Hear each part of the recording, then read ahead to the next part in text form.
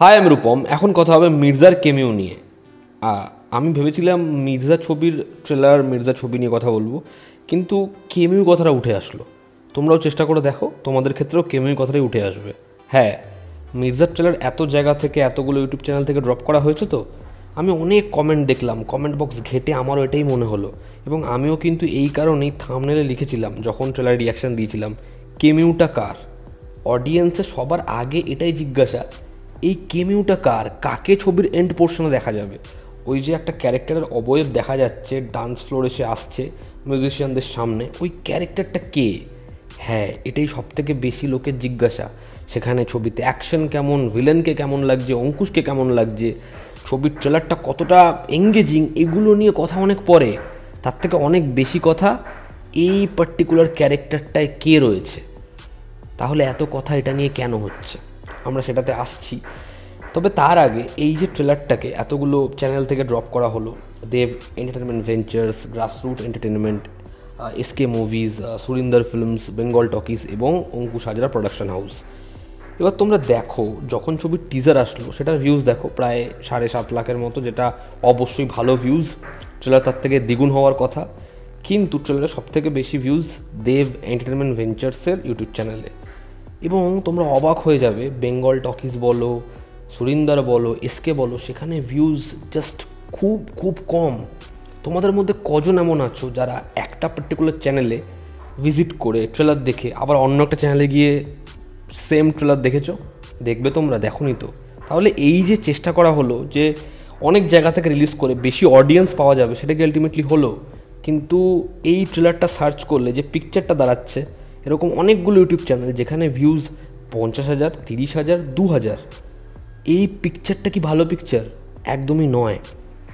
কারণ যদি এক জায়গা থেকেই টিজারটা আসতো, আমার মনে হয় কোথাও একটা গিয়ে একটা ভিউজ পোক্ত পেত, এবং ঠিক হয়তো এই জিনিসটাই, এই ট্রেলারটাকেই অন্যান্য প্রোডাকশন হাউস বা ইউটিউব চ্যানেল তারা শেয়ার করতো। এটাতে যে রেসপন্সটা তারা এখন পেয়েছে সেটাই পেতো, কিন্তু ভিউজের যে মাপকাঠিটা হতো সেটা অনেক বেশি স্ট্রং হতো। এবার যদি আমরা এই কেমিউতে আসি, রক্তবীজ ছবিটায় অঙ্কুশের ডান্স ছিল, তার ডান্সের পোর্শন ছিল, সেটা অনেক লোকের খুব ভালো লেগেছে, অনেক লোকের মনে হচ্ছে গানটা সেরকম ভালো না। কিন্তু সিনেমা হলে যারা কি ছবিটা দেখেছে, ছবির এন্ডের যে পোর্শনটা, সেটা লোককে জাস্ট ধাক্কা দিয়েছে, লোকের হেভি লেগেছে এন্ড পার্টটা। কিন্তু তার মানে কি এটা যে রক্তবীজ গোটা ছবিটা ভালো নয়, শুধু এন্ডের পার্টটা, অঙ্কুশের ওই পোর্শনটা সেরা? না, রক্তবীজ গোটা ছবিটাই ভালো ছবি, এন্ডের পোর্শনটা ব্যাপক, যে কারণে ছবিটা এভাবে উঠে যায়। এবার তোমরা কেউ ওই এন্ডের পোর্শনটা সম্পর্কে আগে থেকে জানতে তোমাদের কোনো হিন্ট দেওয়া হয়েছে? না, হিন্ট দেওয়া কিন্তু হয়নি। যেই কারণে ওইভাবে একটা বাংলা ছবিতে কেউ কিছু এক্সপেক্ট করে যায়নি, এন্ডটা লোককে ভাবিয়েছে।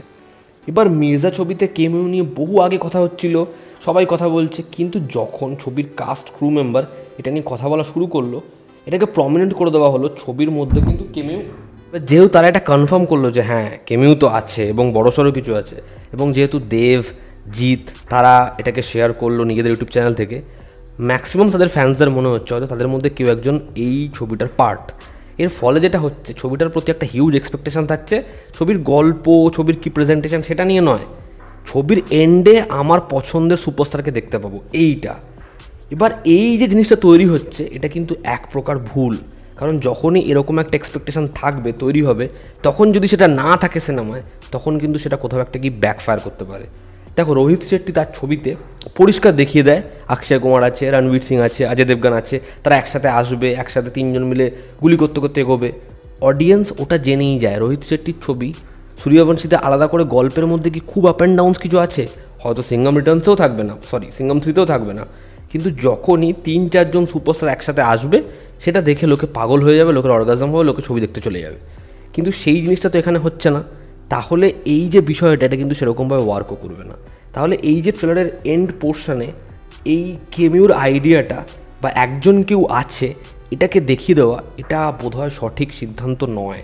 তার কারণ এই ছবির প্রতি এক্সপেকটেশন বাড়ার থেকেও কেমিউর প্রতি এক্সপেকটেশন বাড়ছে, এটা আমি একদম আশাই করিনি। পরবর্তী হচ্ছে ইনফেরিয়ার অপোনেন্টস। এই ছবিতে অনেকগুলো ভিলেন হয়তো আছে, বা অঙ্কুশের ক্যারেক্টারটা অনেকগুলো হার্ডেলস ফেস করবে, যার মধ্যে প্রধান এবং মেজর হচ্ছে কৌশিক গাঙ্গুলি। কিন্তু ভেবে দেখো, কৌশিক গাঙ্গুলি একজন ফেনোমেনাল অ্যাক্টর, দারুণ একজন অভিনেতা, তার পারফরমেন্স নিয়ে তাকে যেরকম দেখতে লাগেনি কোনো সন্দেহ নেই, কিন্তু এই ক্যারেক্টারটা ছবিতে এত বড় একটা ভিলেন, এটা কি তোমরা কেউ ফিল করছো? তার পারফরমেন্স নিয়ে কিন্তু আমরা প্রশ্ন করছি না, প্রশ্ন হচ্ছে তাকে সেরকমভাবে প্রেজেন্টই করা হচ্ছে না, তাকে ট্রেলারে বা এই ছবির ক্ষেত্রেও এখনও পর্যন্ত সেরকম কোনো জায়গাই দেওয়া হয়নি।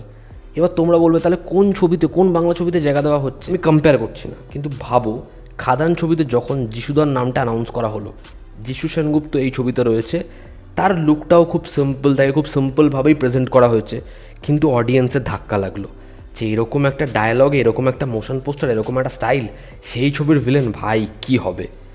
এটা তারা আস্তে আস্তে পুশ করলো অডিয়েন্সের কাছে, এই হাইপটা তারা বিল্ড করলো, এই অ্যান্টিসিপেশনটা তারা বাড়ালো, কিন্তু কৌশিক গাঙ্গুলিকে ভিলেন অবতারে দেখার জন্য এই অ্যান্টিসিপেশনটা তৈরি হলো না। কৌশিক গাঙ্গুলি, আমি বারবার বলছি, একজন তুখোড় অভিনেতা, কিন্তু তাকে দেখার জন্য ভিলেন হিসাবে অডিয়েন্সের একটা লম্বা ভিড় কি আসবে? তাহলে উত্তর হচ্ছে বোধহয় না। তার জন্য তাকে একটা স্পেস দিতে হতো, যেটা না টিজারে, না ট্রেলারে, না তারা ইন্টারাকশানে, না কোনো জায়গায় তার সেই হাইপটা তৈরি করতে পারলো। এবং এই যে দেবজিৎ, এই দুজন সুপারস্টার, তাদের ওপর যেন কোথাও একটা গিয়ে মির্জা অনেক বেশি নির্ভরশীল বলে মনে হয়। তোমরা যে কোনো ইন্টারভিউস দেখো, যে কোনো আলোচনা দেখো, চ্যাট শোজ দেখো, পডকাস্ট দেখো এবং মির্জা রিলেটেড কথাবার্তা শোনো, সেখানে এত বেশি করে দেব এবং জিতের প্রসঙ্গ উঠে আসে, এত বেশি দেব এবং জিতের নাম কোথাও একটা গিয়ে সেটা এই ছবিটার সাবজেক্টের থেকেও বেশি ওভার পাওয়ার হয়ে যাচ্ছে, যে প্রত্যেকটা ইন্টারাকশানে, প্রত্যেকটা বিষয়, মির্জার গল্প, মির্জার অ্যাকশন, তার থেকেও বেশি দেব এবং জিৎ তারা ছবিটাকে কীরকমভাবে সাপোর্ট করেছে, তারা ছবিটার মধ্যে কীরকমভাবে আছে, না থেকেও তারা এই ছবিটাকে কীভাবে দেখছে, এর থেকেও বেশি ইম্পর্ট্যান্ট হওয়া উচিত এই ছবির অ্যাকশন, সেটা কতটা মেজর, এই ছবির এই যে মাস আপিল ব্যাপারটা সেটা কতটা বড়, এই ছবির প্লট সেটা কতটা এফেক্টিভ, এই ছবিতে অ্যান্টাগনিস্ট তাকে কীরকমভাবে ডিজাইন করা হয়েছে, ছবিতে অঙ্কুশের ক্যারেক্টার সেটার রেফারেন্স কী ছিল, কিন্তু এই সব কটা জিনিস যেন অনেক পিছিয়ে আছে, তার আগে যেন কোথাও একটা গিয়ে দেব এবং জিৎ। কিন্তু একইভাবে তোমরা ভাবো এটা দেবের ছবি হতো বা জিতের ছবি, বা এই ইন্ডাস্ট্রি বাদ দাও, অন্য কোনো একটা মেইন স্ট্রিম ছবি, সেখানে কি এমন হতো যে সেখানকার সেই নায়কের থেকেও বেশি পপুলার কোনো নায়ক সম্পূর্ণ সেই ছবির ক্রিমটা খেয়ে বেরিয়ে যাচ্ছে, বা সেই ছবির অ্যান্টিসিপেশনে তাদের নাম আগে আগে উঠে ছবির থেকেও বেশি ওভার পাওয়ার হচ্ছে? হতো না। কিন্তু আমি রিসেন্ট একটা উদাহরণ দিচ্ছি, পাড়িয়া ছবি, সেখানে হিরো বিক্রম, ভিলেন সৌম্য, এই দুজনের যা পপুলারিটি, এই দুজনকে যত লোকে চেনে, এই ছবির যেরকম বক্স অফিসে রেজাল্ট হয়েছে, সেটা কি কখনোই মির্জার থেকে বড়? সেই ছবির যে হাইপ সেটা মির্জার থেকেও বেশি ছিল? নয় তো। কিন্তু সেই ছবিতেও হিরো এবং ভিলেন তাদের নিজেদের জায়গায় একটা এস্টাবলিশমেন্ট ছিল, এবং সেই ছবিরও যে এন্ডের যে পোর্শনটা, সেখানে যে ক্লিফ হ্যাঙ্গার, সেটা সারপ্রাইজিং এলিমেন্টটাও দিতে পেরেছিল। এবং সেই ছবিটা আসার আগে সেই ছবিটাকে তো জিৎ প্রমোট করেছে, সেই ছবিটা নিয়ে তো দেব শেয়ার করেছে, অঙ্কুশ সেই ছবিটার প্রমোশনে গেছে, কিন্তু কখনোই সেই বিষয়পত্রগুলো পাড়িয়ার ওপর ওভার পাওয়ার হয়নি, যেটা মির্জার ক্ষেত্রে এই প্রত্যেকটা জিনিসের ক্ষেত্রেই হচ্ছে।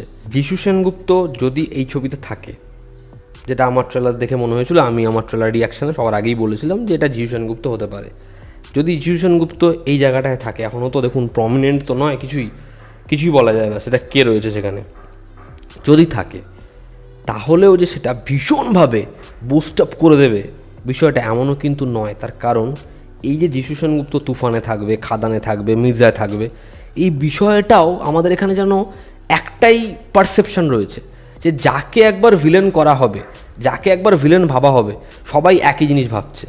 এতদিন ভাবতে পারলো না, যেই সাউথ ইন্ডাস্ট্রি ভাবলো তখনই ভাবলো হ্যাঁ অঙ্কুশের ছবিটা আগে আসছে, যদি একদম হাটকে ওয়েতে তাকে প্রেজেন্ট করে দেওয়া হয় এবং তার লুকটার দিকেও ভীষণভাবে খেয়াল রাখা হয়, যেমন খাদানের ক্ষেত্রে তার লুকটা কিন্তু সিম্পল করা হলেও ওই যে তার ভেসটা যেরকম বানিয়েছে ওটাতেই অডিয়েন্স চমকে নড়ে চড়ে বসবে, যদি ওরকম কিছু করে দেওয়া হয় তাহলে কিন্তু ব্যাপার ঘুরে যেতে পারে। তো আমার মনে হয় মির্জার টিমের এখন রিলিজের যে কটা দিন বাকি আছে রিলিজের সময়, এখন শুধুমাত্র এই ছবির প্লট, এই ছবির অ্যাকশন, ছবির ভিলেনকে বড় করে প্রমোট করা, এই দিকপত্রগুলোয় তাদের লক্ষ্য রাখা উচিত, যাতে লোকে এই ছবিটা একটা ইটসেলফ ছবি, ছবির পার্ট 2তে কী হবে, ছবির কেমেওতে কী থাকবে, এগুলো অনেক পরে, আগে এই পার্ট 1টা এস্টাবলিশ হবে, মনে গাঁথবে, তারপর তো পার্ট 2। ছবির কেমেও নিয়ে কথা বলার জন্য ছবির রিলিজের আগের দিনটাই যথেষ্ট।